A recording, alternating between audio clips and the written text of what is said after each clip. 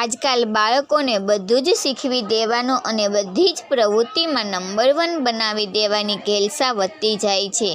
ખાસ કરીને મા બાપ આર્થિક રીતે સદ્ધર હોય અને ક્લાસીસની ફી ભરી શકતા હોય એટલે બાળકનું આવી બને। થોડા હોશિયાર બાળકે વધુ સહન કરવું પડે, એની રજાઓનો ભોગ લેવાય જ જાય। વેકેશન બાળકના મનને તાજગી આપવાનો સોનેરી સમય હોય છે। કોઈ પ્રયત્ન વગર વેકેશનમાં બાળકો આનંદમાં રહેતા હોય છે, ત્યારે એમને પરાણે ક્લાસીસમાં જોતરી દેવાથી બાળક હોશિયાર થઈ જતું નથી।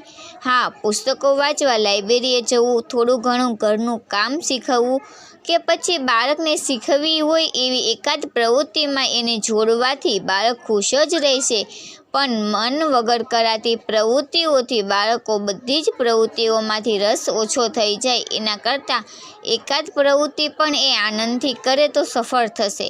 બાળક પોતાની ક્ષમતા કરતાં વધુ ક્યારેય ન કરી શકે, સિવાય કે એને હોશ અને રસ હોય। દેખાદેખી માત્ર પોતાની પ્રતિષ્ઠા માટે બાળકને અઢળક પ્રવૃત્તિઓમાં જોતરી દેવાથી બાળક એની પાસે જ હશે તેમ ગુમાવશે। તો આ વેકેશન બાળકને વેકેશનની ભેટ આપીશું ને।